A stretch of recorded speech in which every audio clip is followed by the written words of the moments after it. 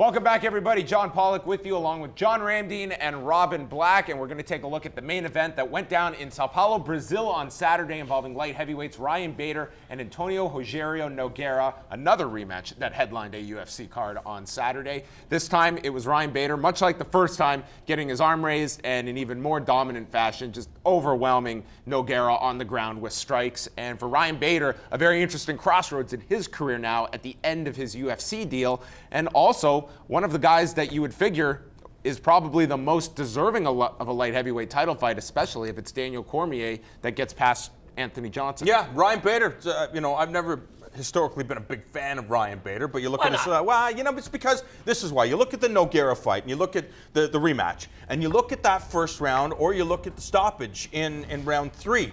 When Ryan Bader is beating the living shit out of Nogueira, and he is trying his best to move. If the roles were reversed, would Ryan Bader be able to take the type of abuse that Little Nog took throughout that fight?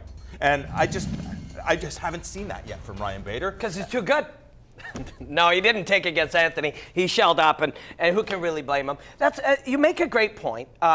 When you see somebody that incredibly dominant, it's exciting to see. But we have seen when he's not out in charge, he doesn't do really well.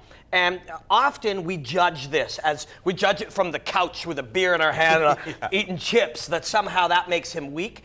But that idea of the front runner, it's a term that comes from horse racing. That horse is out front, man, but one nose comes up in front and he feels everything collapse. We've seen that from Ryan Bader. The answer to that is be so dominant you never have to worry about a nose getting out front of you. But when we're comparing a guy getting stopped, I mean, Nogueira got his bell rung against Anthony Johnson too. So I don't know if it's necessarily a barometer of a guy getting knocked out by Anthony Johnson.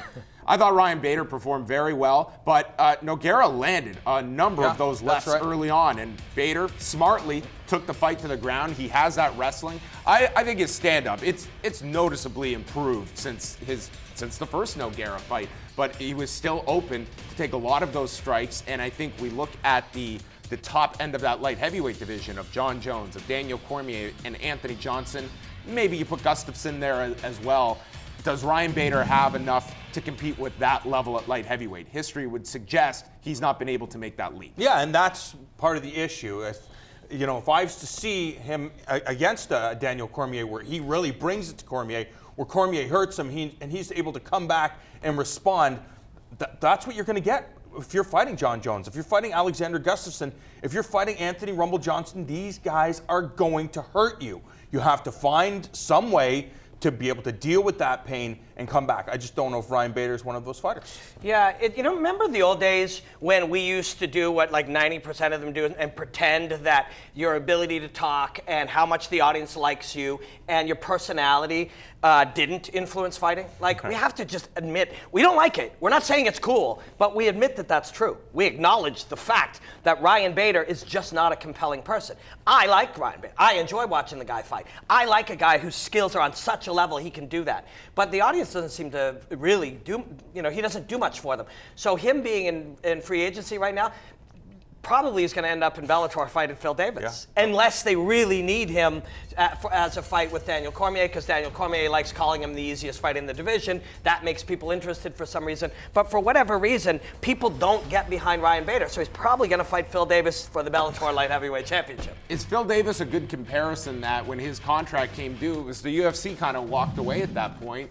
Phil Davis ended up going to Bellator. How much interest does the UFC have in a Ryan Bader, who is coming off this win? And if you're forecasting your light heavyweight division for the early part of 2017, you might want this guy because there isn't a whole hell of a lot of other light heavyweights that you have ready to fight for this title. Sure, but is he going to sell tickets? He's, 32, 33 years of age? God, we're disrespecting Ryan Bader. No, it's not all the best Ryan Bader. I just did it too. Why are we doing this? I understand, but the reality is... But these are the questions they will ask. Is Ryan Bader, we are going to have potentially a counter offer from Bellator. How much are we going to invest in Ryan Bader versus what will he make us? And that's true. That's what it's going to come down to. That's exactly what it comes down to. This is a real conversation. I feel dirty having it, but it's real. You know, this is the reality. You look at it, it's like this guy just beat a legend. He has beaten almost everybody except the very top guys in the division. He's beat Phil Davis. He beat Rashad Evans. I mean, this is a real conversation. Guys. I literally feel filthy having it, but it's real. These are really how life works, and that's spooky. Yeah, I wouldn't be surprised if we see Ryan Bader fighting in Bellator. Last thing on Antonio Rogerio Nogueira. He's now 40 years of age.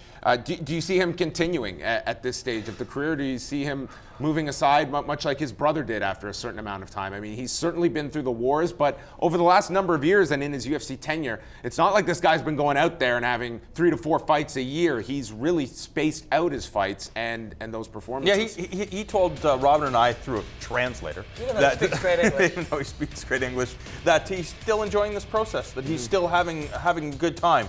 You know, does he want to be fighting Alexander Gustafsson or a rematch with Anthony Rumble Johnson? I don't think so. And there's not a whole lot of guys at light heavyweight that are close to 40 years of age. So I would expect, yes, this is kind of going to be close to the end, if and not he was the end. headliner from the start here. He was going to fight Alexander Gustafsson on this card until Gustafsson crazy. got hurt. But, you know, I'm sure he's not enjoying the process at the beginning of this week. That familiar feeling of agony in your face and your body that he has felt probably since 17, 18 years old. That gets tired pretty quick. But I suspect if they say, yeah, why don't you take some time? I'll be back in 10 months, so let's do one more in Brazil, try to go out on a win. Is there another old guy I can fight? I wouldn't be surprised to see him. He loves it. He does. Maybe next time I'm going to get a translator to deal with you two here for our chat. That is going to wrap it up for us as Ryan Bader gets the victory in Sao Paulo, Brazil.